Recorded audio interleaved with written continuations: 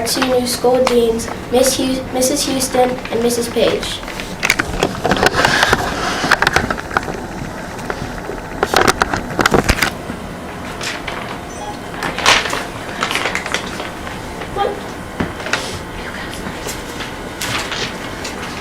What factors made you stop being a teacher to take the role of a dean? I'll go first. So I have been teaching for almost 20 years now, and I just felt like it was time for me I needed a change. I needed something different. I needed a new challenge in my life. So I thought being still in the same school with the same kids and being familiar with the whole system and this position opening up, I thought it was a great idea and something that fit my needs and what I wanted. So that's what prompted me. And Ms. Houston? Can I have the question repeated, please? What factors made you stop being a teacher to take the role of a dean? So I wanted to be the dean for a little bit of a different reason than Mrs. Page. I really believe in Baden Academy and the excellence that we have here. And I really believe in the two programs that we have here put together, the PBIS that we follow and the Ron Clark House systems that we follow. And I wanted to be able to do more with the whole school in those two programs. And I couldn't do that while still being inside the classroom. And we're super excited about the both of you. Thank you. When did you begin working at Baden and how many years have you been teaching? Well, I'll go first this time. Yes, Okay, absolutely. good. This is my 10th year at Baden Academy, which is super exciting. I first started here when my son went to school here, and prior to that I taught at PA Sniper School, and I was able to teach from home. And is this our 12th year being open? So I have been teaching here for 12 years, a total of 19 years. And I taught second grade for 9 and first grade for 3. Or no, for 2. Yeah. Yes, first grade for 2. Yeah, I forgot about first grade. Yes. And Mrs. Page had my son in I first grade. did. I sure did. How funny. Which is how we met. And we worked together. Yes. She was a substitute teacher. A long-term substitute in Yes. second grade. For second grade. So you we worked have together before. for a long time. Yes. Awesome. Go way back. We go Way back.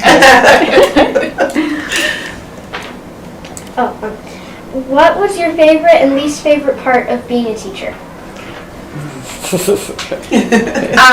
I'll try to go first. So my favorite part was just being in the classroom and molding minds, and seeing the students actually come alive when they understood what was being taught.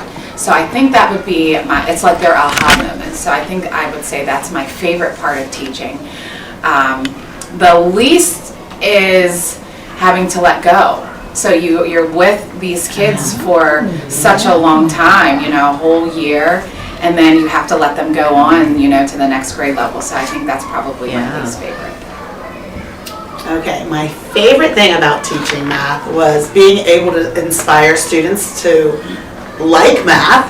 That was my favorite thing. Like I love math, and I loved the energy that I had for math, and I loved spreading that energy with my students. And the least thing I liked about being in the classroom teaching was checking the math test. It just took a lot of time, and I was kind of slow at it. So It's a lot of work. it's a lot of work. Yes, understood. Okay. Next question. Do you miss being in the classroom?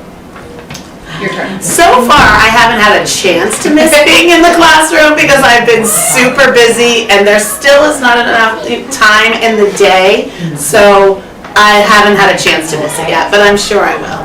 And honestly, I agree, 100%. The nice thing, which I think is also preventing me from missing the classroom, is being able to see all of my students. In the years past, you'd see them here and there, but now I feel like I see them so much more, so it eases that pain. So I don't miss it too much. Not yet. Not yet. What is the most recent book you've read? Well, to be honest, the most recent book that I read was sitting right here at this table last week, and I read the book, What If Everybody Did That? Which is probably on my shelf somewhere. It was a favorite of mine, yet that was the last book I read. I think the last book I read was this summer, which was called The Color of Law, which is more of a history, talking about different nationalities, races, and things of that nature, and how they were affected here in the United States. Oh, that's a good one. Yeah. So we always like to ask about reading. So they're going to tell you what their favorite Another books are. question first. Okay. Do you have a favorite author? Honestly, I don't. I don't have a favorite because I like different types of books, so I don't stick to one person in particular. So I don't have a favorite author, honestly. I have a couple go-to authors that I like reading their books. So I enjoy reading the books that Ron Clark has written. I enjoy books if you know about growth mindset and mathematical mindset. Joe Bowler is a favorite author in the math world for me. And the other lady from Ron Clark, Kim Bearden. Kim Bearden. She I do writes some enjoy her really books. good Yeah, books absolutely. as well that I enjoy as far as education and things like that. Yeah. So those are kind of three that I like to read. So our favorites are Harry Potter. Ooh, Harry Potter, awesome. The most recent one that I read is I Survived the 9/11. I read that book. Oh, Very good okay. book. I did Okay. read that one. Interesting. I'm still reading it. So good. My favorite books are the Wings of Fire series. Okay. and my favorite book is either Harry Potter or Percy Jackson. Okay, Yes. very nice. Good, great authors. I did read Harry Potter, the first 2 books, and then after that, I Yeah, kind of, like I- and then I watched the movie, and I was a little disappointed because the book was so much better. Yeah, like So much I better. read them all. Yeah. And I've only watched the first 3, and there's so many holes. Yeah, so many holes. Right, I agree, 100%. Yeah.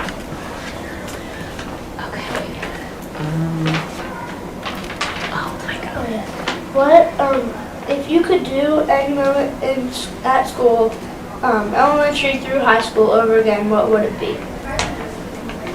Ooh, this is a good one. I love school, all throughout. That's awesome to hear. If I could do it over, Like, is there anything that differently. sticks out? Any moment. Any moment? Or if Like- you could go back and tell yourself do this. And, honestly, okay, so I'm gonna answer that question. Yeah. If I could go back and tell myself to do this, it would be to really soak in the history part of school. Okay. Because I don't think I really grasped what I needed to. And just to mold me as a person, I think I learned a lot more later on in life. And if I could have learned it, I probably did learn it, but I just didn't really pay attention the way that I probably should have paid attention in school. I think that would be it, to really That's cool. hone in on Yeah. what my teachers were saying, Yeah. Yeah. in history In specifically. history. And I guess for me, I would want to maybe go back and tell my 4th grade self. I would talk to my 4th grade self and tell her that she needed to be more confident and everything was going to be okay in the end. I struggled in 4th grade, maybe even a little bit in 5th grade. So if I could go back before 5th grade and tell my 4th grade self, be more confident, everything's going to be okay in the end. Because guess what? I didn't like math. I didn't do well in math in 5th grade. So, but I needed to be more confident in myself. So, That's wild. That is wild. What is your funniest memory about our school or with a colleague? Funniest? funniest. Yeah. in our cast interviews, or like the most popular was Mr. Jesser's getting pie in your face. Oh, yes. Oh, okay. You go. I have one then. So, my first year teaching here, my nephews were here, and my nephews pied me in the face. So, and in my first 5th grade class, I had my nephew Derek in that classroom, and that was fun and memorable, and I was glad I didn't have to call my sister on. I would say, I remember, and this is a Mr. Jeffers, he was in the cafeteria, and I think it was a fundraiser of some sort, and they tied him up. They duct taped him to the wall. Duct taped him to the wall. Yes. Oh, yeah. I can't remember what exactly it was for, but it was absolutely hilarious. It was a fundraiser for the Humane Society. Oh, okay. And yes, so every Yes, I dollar would that got say donated, he got another strip of duct tape on him. Yep. Yes, that was a good moment. That would be it. Mr. Jeffers does provide a lot of the funny moments. Yes, He I does. would agree. He does. Okay, so we have 2 more questions. So we're gonna skip around. We're gonna do question 11. We are going to do a little waiting music. So they Cut actually. this part out. Okay, they actually started these last 2 questions because it is they have the. So you guys want to say this? Can we say it all together?